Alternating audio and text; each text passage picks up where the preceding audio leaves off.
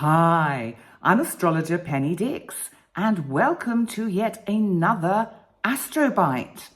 And today is the 25th of January, Saturday, 2025, and we have some rather nice, interesting energy today. And it's basically, I feel, to do with relationship and friendship. And there could be some surprising developments happening in all of these kind of areas. Surprising news, surprising information, shocks, and twists and turns that we didn't see coming. Let's break this energy down because we have a trine between retrograde Mars in Cancer and Venus in Pisces. Now here we have the masculine, the divine masculine in Mars, assertive, sometimes aggressive, the god of war, action, initiative. It's a fire planet. It rules Aries. It likes to get moving and get going. Underwater retrograde in Cancer is not the best place for Mars to be. And so Mars is desperately trying to make this connection with Venus in Pisces, who is probably kind of away with some romantic ideals and dreams caused by her divine presence in the sign of Pisces, which is so much about the numinous and the kind of illusion and the romance and the sort of the dreams that we have about relationships. And Venus, of course, is the divine feminine. And Venus is kind of almost at the midpoint between Saturn in Pisces. Saturn, remember, Venus and Saturn had a conjunction just a few days ago. It's kind of setting boundaries down, making things clear.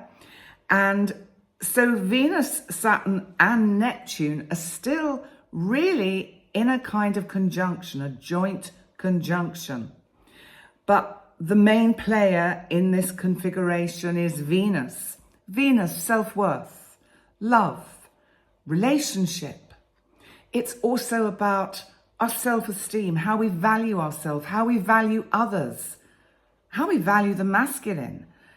Do we honor and value the masculine energy in ourselves if we are feminine? And if we are masculine, do we honor and value the divine feminine that is within ourselves also? It's something that we don't perhaps often kind of think about, but to have that balance and harmony, which Carl Jung, the great Swiss analyst, talked about, to balance out the yin and the yang, the masculine and the feminine, and the divine feminine, divine masculine is the kind of the journey that the soul and the psyche wish to take us on. And this is one of the issues, and you've heard me say this before, on the planet today, that the balance is not balanced. The scales are skew-whiff. And we have a very strong, dark, patriarchal masculine cracking at the seams. And that is the kind of byproduct and kind of sort of collateral damage, if you like, because Pluto has left Capricorn, where it was going through, breaking down structures, tearing down the old order. And Pluto, of course, now in Aquarius. And so what do we make of this energy today? Because there is something about the balance of the masculine and the feminine. Now, they are both making a sextile, which is an incredibly helpful aspect to Uranus retrograde in Taurus. Now, Uranus is currently at 23 degrees. And by the 30th, just after the new moon on the 29th in Aquarius, Uranus stations direct. This next week coming up, we have some really big, powerful energy. And I seem to say that every weekend but it's true, there has been so much astrological energy that has been dynamic over the last few years, not just the last month. And we're still in the thick of it. But you know what? Embrace it, grab hold of it and say, bring it on. Let's see what you've got to give me with this energy. And so coming back to today's energy specifically, there is something about friendship and relationship, and maybe friendships moving from the status of friendship to a higher level of relationship, enduring relationship, brought about by the unexpected and surprise elements in whatever situations you find yourself in, because of that Uranus going direct on the 30th. And because Uranus, Mars and Venus are in this tight configuration, they're like the top part, that kind of triangle of a kite formation. They are both saying, let's go this way.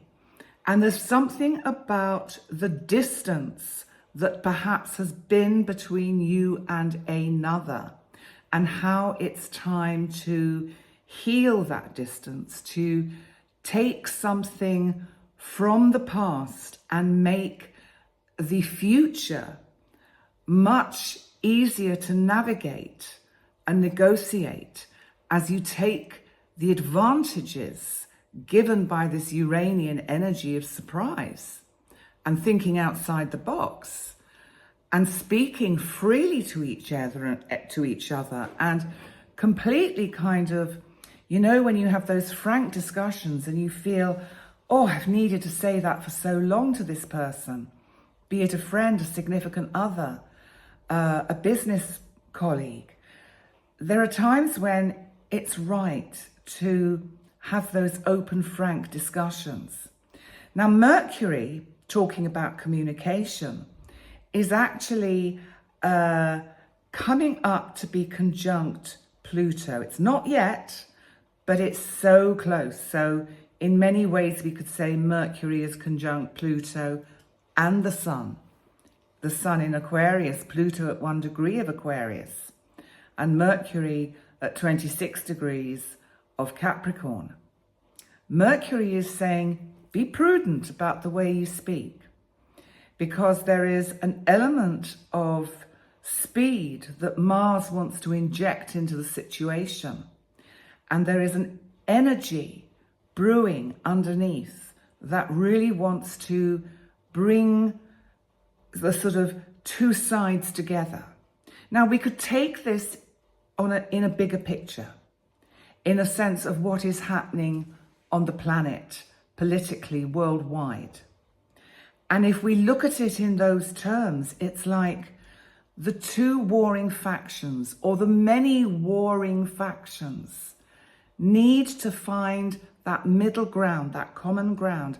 And, I think the trigger point comes from something that happens that is completely out of the blue and unexpected, as is often the case. The moon today is in Sagittarius. Now, it's in the second house. And remember, the moon rules Cancer, where Mars is. So we have that, also that energy, that kind of sort of lapping over, or sort of the layer over that connects it with the Mars in Cancer. And the moon in Sagittarius is squaring the Saturn, Venus, Neptune conjunction in Pisces. So the moon is in Sagittarius, where Sagittarius wants you to go and go fast, travel far, make decisions. Let's get it right, and let's get it right now. Let's feel the heady heights of spiritual awakening and spiritual awareness, which Uranus is saying, yes, we can have that too. We can bring in some of that. Why not?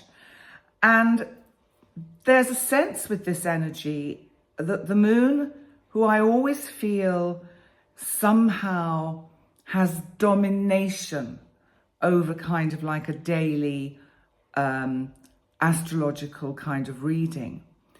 And the moon is conjunct the part of fortune in Sagittarius. This is like saying, I know I'm making a hard aspect to Saturn, Venus and Neptune. And remember, we've got a Venus-Neptune conjunction coming up, and that's going to really bring in some romantic dreams and illusions, which would be smashed by this moon in Sagittarius saying, no, that's not the way it's meant to be. It's not what you think it is. It's meant to be a different way. Because the different way, the way that you haven't thought of, which is what Uranus represents, is that part of fortune saying, because I have something valuable for you waiting down a particular timeline. And if you rush too quickly and take over from the divine and basically start setting your own agenda and following it, which of course is what all our world leaders do, and if only they stepped back for a minute and listened to their instinct and their gut feeling, then the moon, I think, is saying, hold it, slow down, because remember, it's also squaring Saturn. So it's pulling in the Saturn energy of saying, this is about timing. If this union, let's call it a union, is going to take place, it's a thing of time. For it to have long legs, then it needs to formulate, to be given birth to at the right time. Now, you can use the metaphor of what I'm saying, not just to do with friendships, relationships, business partnerships, but with situations in your life, dreams and ideas and creative pursuits, work ideas, passion that you want to initiate, that you want to let out there, that you want to give birth to. Because this is also, I think, saying it's about timing. And that if you have some ideas of some project or teaching kind of a way for you to express yourself in a way that is helpful and informative to others, then don't rush it, because the best things in life are achieved by taking our time. Now we're going to move on swiftly to the word for the day. And I thought an interesting word for the day would be intimacy, because intimacy is an interesting word and an interesting experience.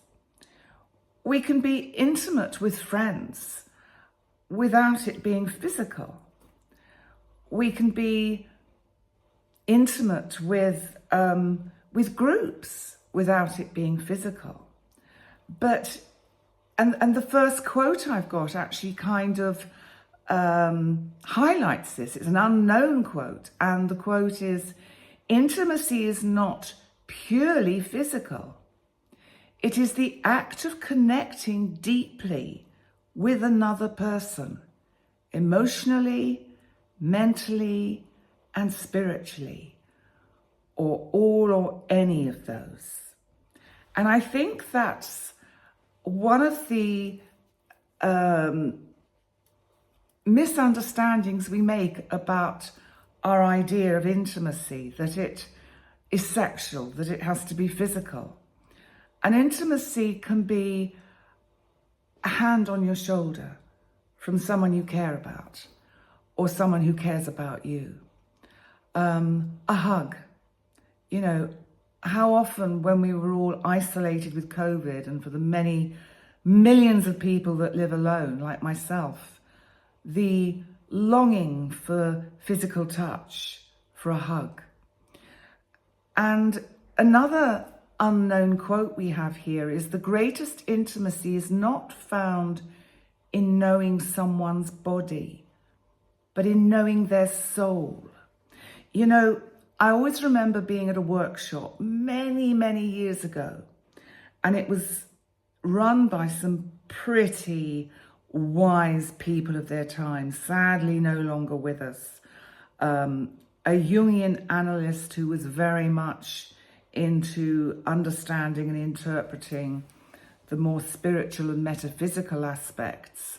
He was very ahead of his time, but I learnt so much from him. His name was Dr. John Newson, and he worked, and this workshop I went to was run by his colleague who was a physicist called Claude Curling.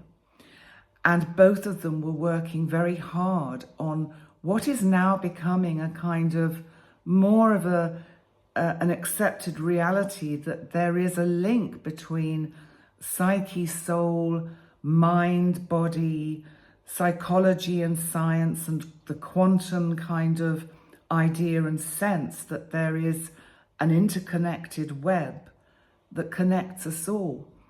The point of this short story is to tell you about an exercise that they set for us. You had to pair off in the group with a partner, preferably someone you didn't really know or had never met before. And probably many of you know this exercise, and I just think it's a wonderful, wonderful exercise and tells you so much, not just about the other, but about yourself. And it's where for 5 whole minutes you look deeply into each other's eyes. You imagine, you see into the soul of the other. That is an intimacy that we rarely experience because people are too quick and find it invasive for someone to look deeply into their eyes, because it's as if within that moment of connection, and it doesn't matter whether you've ever found the person physically attractive or not, an intimacy is born and you never forget it. And I will never forget the person that I had that eye contact exercise with, because in that moment I was connected to that person's soul and that person was connected to mine, and it was a very deep and moving experience. David Tyson said true intimacy happens when silence between two people is comfortable. And of course, that's another great truth, isn't it? And Amy Bloom said intimacy is being seen and known as the person you truly are. And that is rare and is such a gift when we experience it, when we can be completely, authentically naked and show our rawness and just roughness and, well, the warts and all to another without fear of judgment or rejection. And Lao Tzu said, to love someone deeply gives you strength. Being loved deeply by someone gives you courage. And often the balance in relationship is not balanced. You have the one that loves and the one that is being loved. Just imagine how powerful that relationship can be and how enduring it can be if you both give love and receive it from the other. That can go for a friendship as well. Again, we mustn't kind of confuse intimacy with physicality and sexuality. They can all be separate, because I think we're moving towards a kind of an evolution of human consciousness when we will not be embarrassed by, when we will recognize that we can allow ourselves to love and be loved by any other soul being on our planet. And the joy that we can experience through that, of that incredible connection. And Brené Brown said, vulnerability is the cornerstone of intimacy. And another unknown quote was, intimacy is not something you buy, it's something you build. And that is also a truth, because it takes trust. And if that trust is broken, then it takes a long time, if ever, for the intimacy to return, which is why so many relationships fail. Because if you give your trust to another and that trust is broken, it's there's almost no way back. And another unknown is, real intimacy is when two souls touch and ignite a bond that words cannot express. That's a beautiful quote. M. Scott Peck, who wrote the very, I'm sure, well-known book, The Road Less Travelled. Brilliant book. If you've never come across it, it was written probably 30 odd years ago, maybe 40 years ago, I'm not sure. But a brilliant book. He was a psychotherapist, psychoanalyst, also a doctor. And he wrote basically about the experience of being in therapy and having psychotherapy and how empowering it is. And it's an incredibly empowering book to read. And if you've not read it and you're on a journey of self-discovery, then I highly recommend it. So anyway, M. Scott Peck said, love is the will to extend oneself for the purpose of nurturing one's own or another's spiritual growth. I'm going to say that one again. Love is the will to extend oneself for the purpose of nurturing one's own or another's spiritual growth. Yes, that's deep, but it's true. And finally, another unknown quote is, true intimacy happens when nothing is perfect, yet everything feels right. I like that. Well, what can I say? Thank you so much for joining me for today's AstroBite. I will be back again soon with yet another. And once again, I want to say thank you to all of you who have recently subscribed to my channel. Thank you so much. And I really hope I can produce content that you will continue to find educational, entertaining, humorous, and enjoyable. And please also remember to like and comment. And if you've not subscribed, I would be very grateful if you did. So on that note, thank you so much for joining me. And I look forward to seeing you next time. Bye for now. Bye.